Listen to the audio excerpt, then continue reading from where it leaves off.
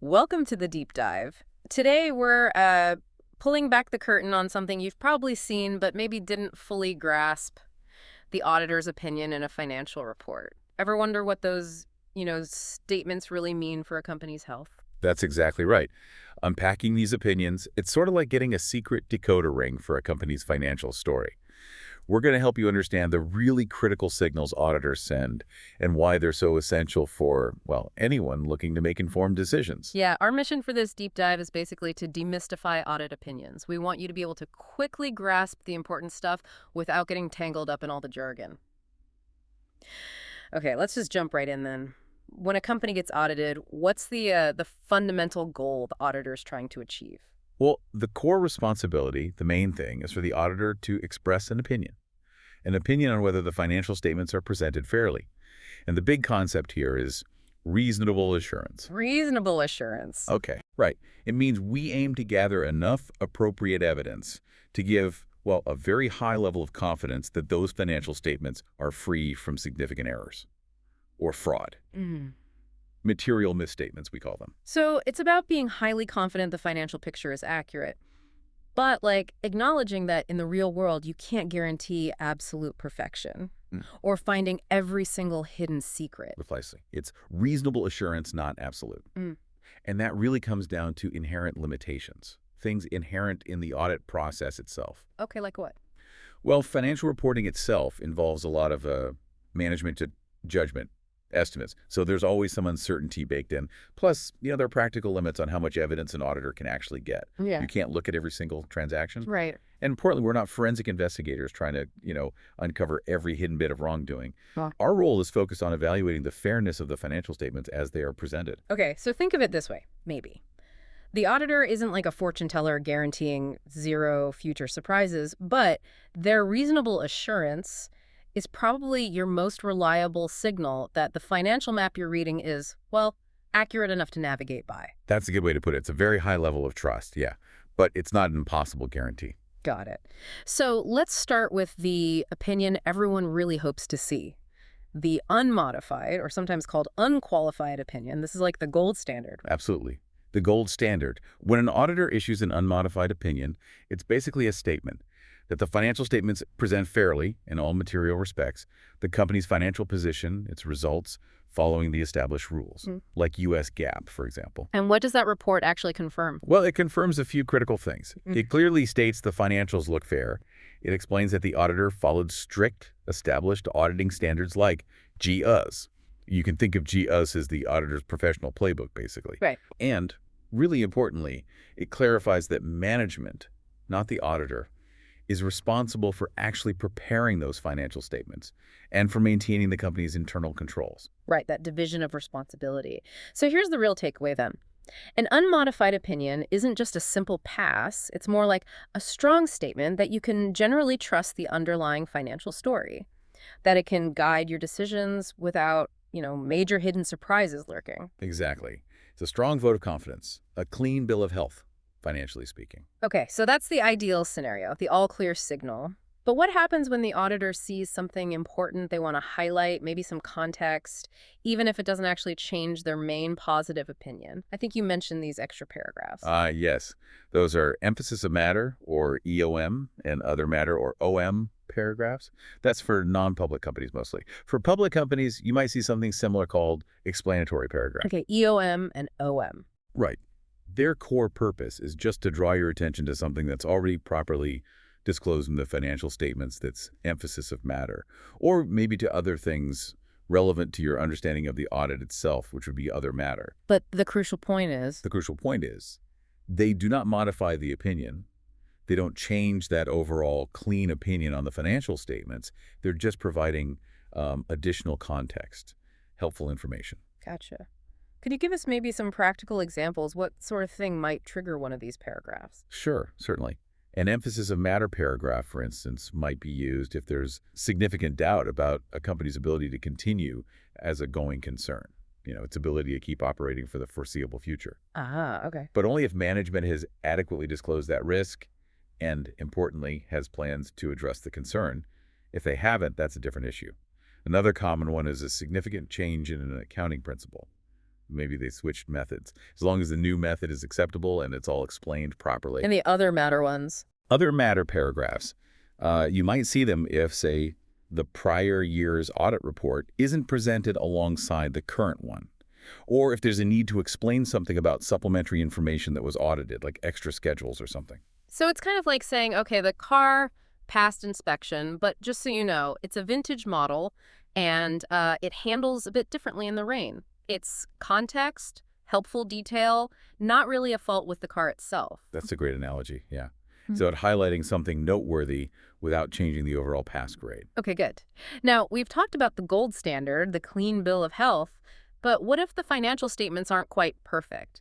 Auditors have different ways to signal problems, don't they? Depending on how big or widespread the issue is. Yes, exactly. This brings us to what we call modified opinions. And it really all hinges on the auditor's professional judgment about two key concepts: materiality and pervasiveness. Materiality and pervasiveness. Okay, break those down a bit. Sure, materiality basically means, is this omission or error big enough that it could reasonably influence the decisions of someone using the financial statements, like an investor? Okay, makes sense.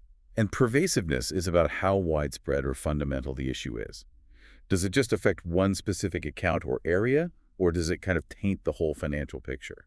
Is it fundamental to understanding the statements?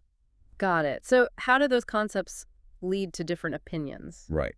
So first, if the issue is material, meaning it's significant enough to matter, but it's not pervasive, meaning it's confined to a specific area and doesn't totally mess up the overall picture that leads to a qualified opinion. Qualified, okay. This signals that the financial statements are generally fair, except for whatever the specific matter is. For example, maybe a company, let's call it ABC Company, hasn't properly accounted for certain lease obligations like the rules require. If that's a material issue, but it's kind of isolated, you'd likely see a qualified opinion. Or if they couldn't get enough evidence. Yes, that's the other reason. If the auditor couldn't perform a really necessary procedure to get enough evidence, and maybe the alternative steps they tried weren't sufficient, but the potential impact isn't seen as pervasive, that could also lead to a qualified opinion. The report itself will have a clear, qualified opinion section explaining the auditors, except for. Okay, so it's basically a yellow light, then like proceed with caution, and here's the specific reason why. That's a pretty clear signal. But what if the problems are much deeper, like really impacting the whole financial picture? How do auditors signal that level of concern? Right. Well, when the misstatements are not only material, but also pervasive, meaning they affect multiple parts of the financial statements so fundamentally that the statements as a whole are just misleading, that's when you get an adverse opinion. Adverse. That sounds bad. It is. It's the most severe type of modified opinion. It's basically the auditor saying the financial statements do not present fairly at all, in all material respects. Imagine if that same ABC company failed to consolidate the financials of a major subsidiary when GAAP requires it, and that omission was so big it made their overall financial position completely misleading. That would almost certainly trigger an adverse opinion.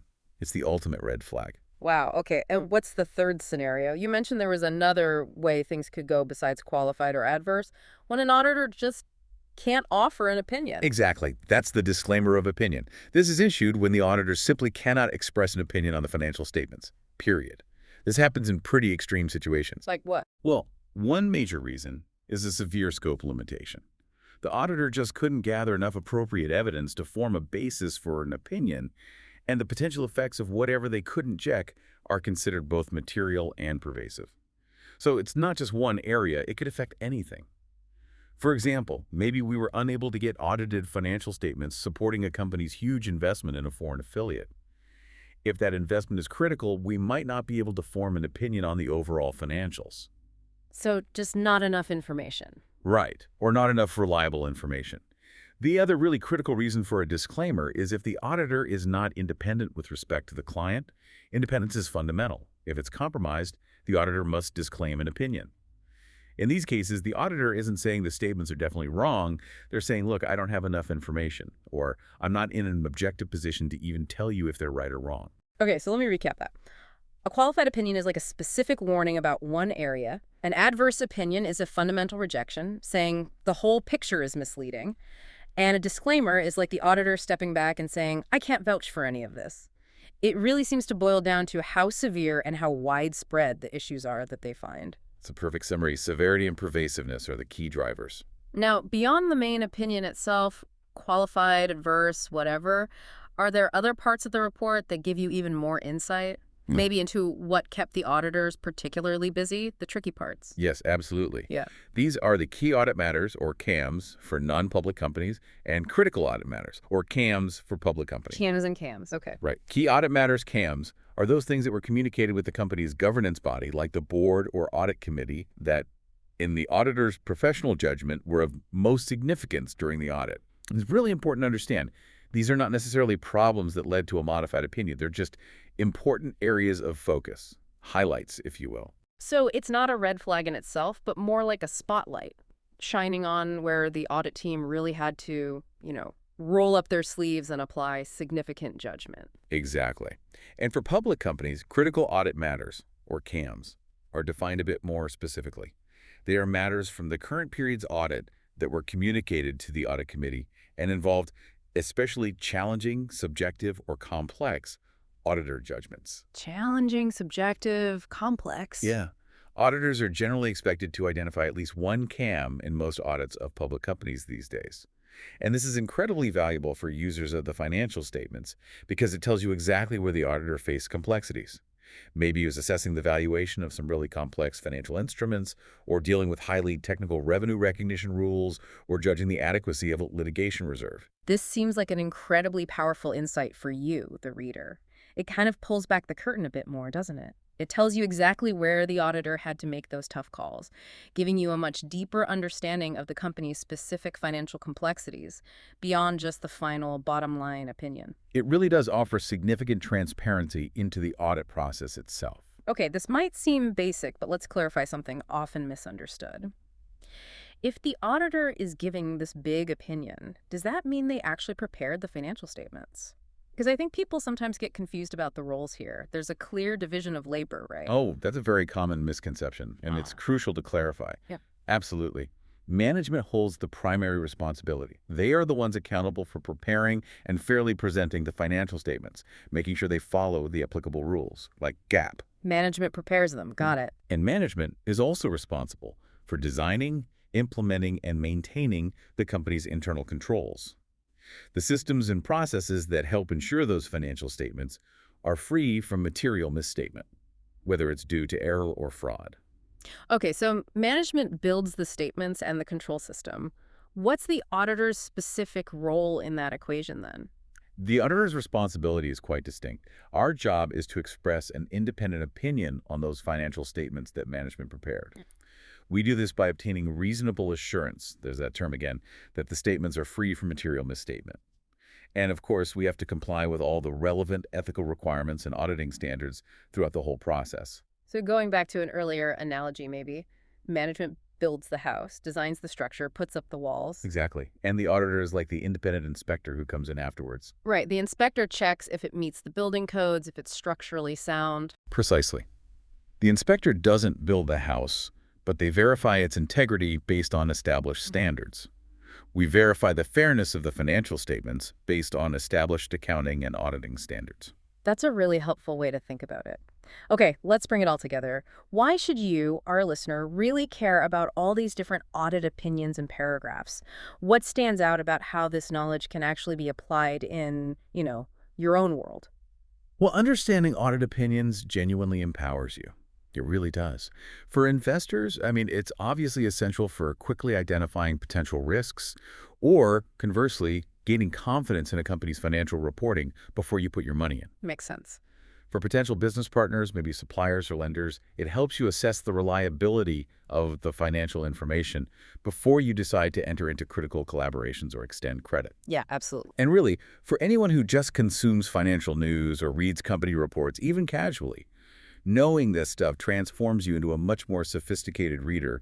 You can interpret the subtle and sometimes not so subtle signals that auditors are sending. You see beyond just the headlines. This truly feels like a shortcut to being genuinely well-informed, doesn't it?